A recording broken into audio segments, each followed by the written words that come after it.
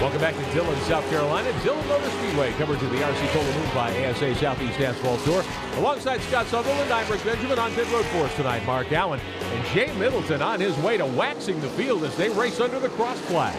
Well, it's halfway. By now, you know what you've got. Either you got a good race car or a bad one. Jay Middleton, he really knows what he has. Yeah, Middleton really, at the moment, just trying to concentrate, I would imagine, hit his marks, make sure he doesn't make a mistake as quick as he's been all night. These two guys have been the story for me, the 47 and the 5. They've really worked hard at where they're at, but yet they've been trading paint between them. I really thought the 5 car would make his move to the front. Continuing to battle for third. Meantime, Stephen McCurley, Jess Maddox fighting for position a little further back in the field. Maddox to the bottom now to see if he can elbow his way by McCurley and pick up a spot. Rubbin's racing, and that's what it's all about. Maddox finally making that move on the bottom, and I think a couple guys are going to go with him. Stephen McCurley out of Humboldt, Texas, following the tour all season long. David Elliott will go by as well.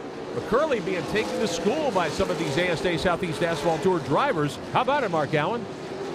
Yes, you know, they come from Texas to race the Southeast Tour.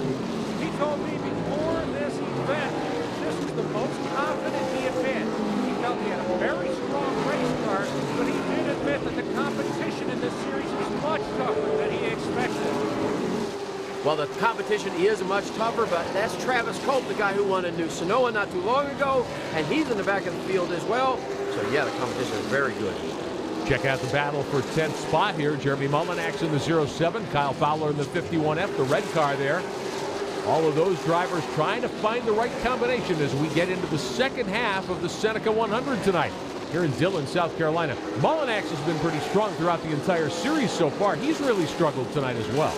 A new racetrack, a new deal for everybody. So you've got to come in, take your best shot at what it's going to be, and by after tonight, they'll all know what not to come back with. Yeah, several different technical combinations eligible in the ASA Southeast Asphalt Tour. We'll talk more about that in a moment as we watch David Elliott. Meantime, in the month of July, a couple of opportunities for you to get some tickets. Come out and see the RC Cola Moonpie ASA Southeast Asphalt Tour. Nashville, July 4th weekend, and then at Concord Motorsports Park just outside Charlotte. Series information, the official website, asasoutheast.com, available to you 24/7. Now, Middleton's 74 car, Travis Cope's 26, taken care of by Mike Cope's team out of Florida. But two different technical combinations in these two cars, right, Scott? Well, the 74 car has a little bit more horsepower, but it also carries a little more weight. Travis's car has a great engine, has a little bit less weight, but it also has a little less horsepower. So it's a little bit tougher combination. Well, Mike Cope, the veteran racer, oversees both the 26 and the 74. We talked to him this afternoon about the differences between the two. He's giving me advice to stay calm. Now we got one car, which is Jay Middleton, that's one of the fastest cars here, and then we got a car that we can't get to the 10th in Travis's car. Two different configurations of the cars as far as motor combination goes. We have a crate car for Travis and a Gibro car for Jay, so I'm getting kind of wound up, wondering what the heck's going on, and they're keeping me calm. So it's a long night tonight. 100 green flag laps of racing. That's the best advice you can give any of them. It's 100 green flag laps of racing. Anything can happen. Well, there's a lady at home named Jane Cope. He better get it figured out because his son's not going to run in the back while the other one runs up front.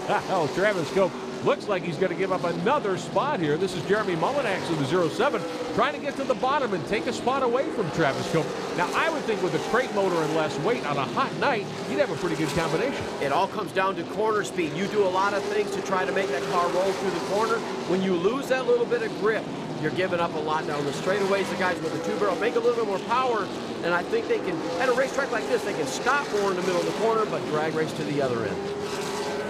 Jeremy Mullinax on the bottom. He's able to make that work for him and make a pass. Travis Cope trying to stay with him. Can't do it. Mullinax shoulders past the 26. Now can Cope get around? No! The 07 goes around. Fowler spins as well. Travis Cope gets out of it cleanly, but one car is heavily damaged. That's Gene Carilla's machine out of Pennsylvania, and the yellow waves on lap 65. 35 laps to go, and we are going to come to a stop here at Dillion Motor Speedway. Heavy damage to the 05 car of Carilla. Yeah, they went down into the corner, a little bit of contact with Cope. You'll see it as they go off into the corner between him and the 07, and it's just a little bit of, hey, buddy, I didn't appreciate that. And around he goes, but right behind him, Fowler's on the brakes hard. Nowhere for the 05 to go. And Gene Carilla, the 15-year-old from Pennsylvania, stuffed the nose of his car under Fowler's machine. He is a rookie driver, truly a rookie. His first season in late model stock cars, the Rousseau machine, done for the night. Right back with more of the Seneca 100 at Dillion, South Carolina.